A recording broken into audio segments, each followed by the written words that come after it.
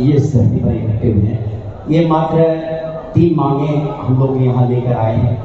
आप जो हमारा चौथा स्तंभ है, हमें ये क्यों मिलना चाहिए, हमारा क्या वजूद है, तो मैं मात्र बिहार के लिए बता रहा हूँ। पहले पूरे भारत में हम लोगों की संख्या 20 लाख है, आपके बिहार में हमारे, तो हम लोगों को इग्नोर ना किया जाए। और मेरा आप सभी से निवेदन है कि आप सभी के माध्यम से ये बात पहुँचे और हमारे इस पटना की धरती से आप सभी भारत के चौथे स्तंभ को मेरा कोटि कोटि नमन।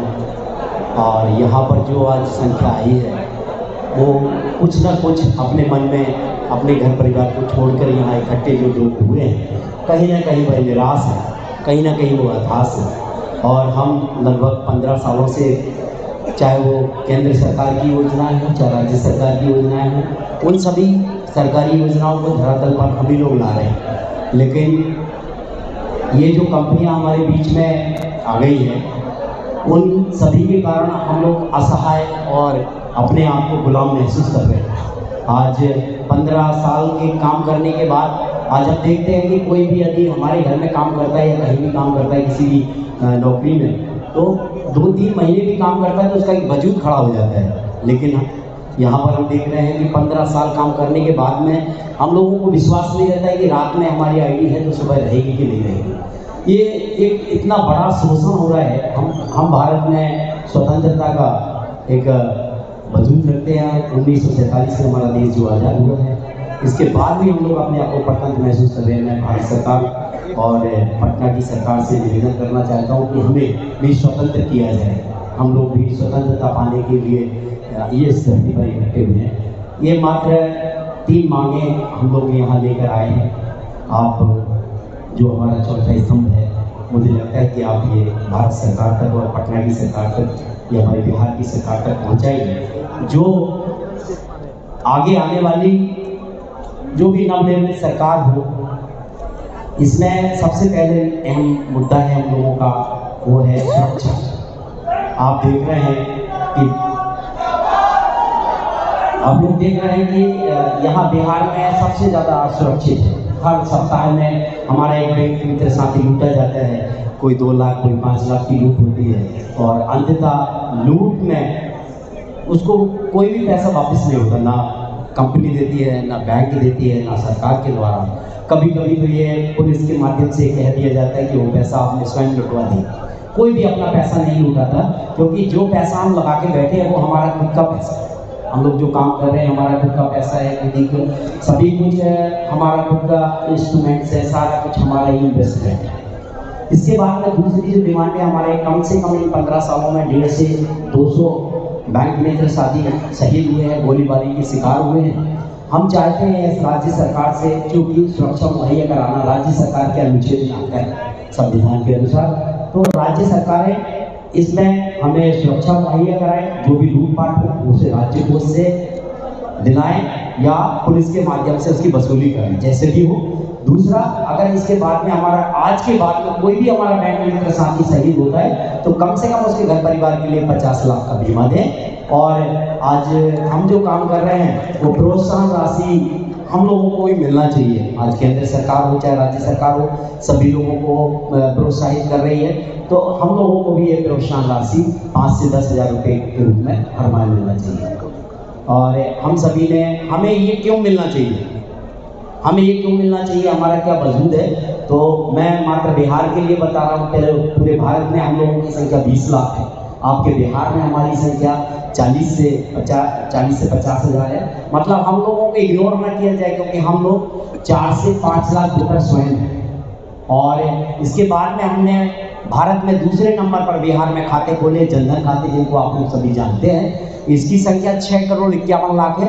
और ये सभी खातेदार हमारे यहाँ हर महीने में 1-2 बार हमारे पास आते हैं। मतलब प्रत्येक भाग, आपको बिहार का जो वोट बैंक है वो टोटल 7 करोड़ है, और हम लोगों ने 6 करोड़ 51 लाख खाते खोले। मात्र 50 हज़ार खाते हैं जो हमसे दूर हैं, लेकिन आप ये समझ पा रहे हैं कि 80-90% हम लोगों के बिहार की प्रत्येक वोटर को कनेक्टिविटी में है। तो हम लोगों को इग्नोर ना किया जाए। और मेरा आप सभी से निवेदन है कि आप सभी के माध्यम से ये बात पहुँचे। और हमारे बातें नहीं मानी जाती है तो नेक्स्ट आप क्या करेंगे? ये भारत स्वतंत्र है। हम सभी लोग जो हमारे पूर्वजों ने किया, महात्मा गांधी ने किया, हम भी आंदोलन करेंगे। ये बिहार की धरती आंदोलन की धरती है। जब तक ये बुद्धि की धरती पे हम लोगों की बुद्धि की बात मानी जाएगी, ये सरकारें या हमारी कंपनियां या बैंक हमारी बात मानेंगी तो कोई दिक्कत नहीं है। और यदि नहीं मानेगी तो ये पब्लिक देख रहे हैं, ये एक दिन धरने पर बैठेगी भूख हड़ताल के सामने, और इसमें आप सभी के योगदान की आवश्यकता होगी।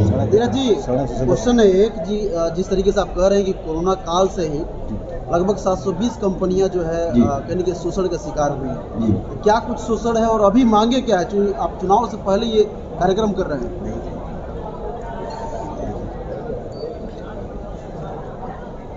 अभी कोरोना काल में आपने देखा कि इतनी बड़ी महामारी थी कि लोग ऑक्सीजन तक नहीं ले पा रहे, घर से लोग निकल नहीं पा रहे। लेकिन उस महामारी के बीच भी हमारे बैंक मित्र हर घर में जाकर के उनको पैसे दे रहे थे, निकासी कर रहे थे, बिना डरे बिना सहमे अपने जान हथेली को ले जाते हैं। लेकिन ये आज जो सरकारें वो लगता है अंधी और बहरी दोनों, ना उनको दिखाई दे रही है ना वो सुन पा।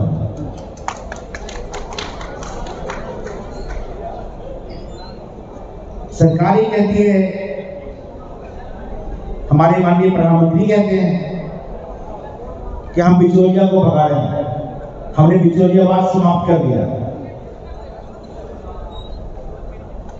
मैं माननीय प्रधानमंत्री से पूछना चाहता हूं आप लोग के माध्यम से, क्या बिचौलिया समाप्त करके सारे बिचौलियों को आपने बैंक मित्रों के लिए छोड़ रखा है क्या? पूंजी मेरी बैंक मित्र की, कमरा किराया बैंक मित्र का, जान माल की हानि बैंक मित्र की, तो ये बिचौलिया को 30% कमीशन किसके साथ है?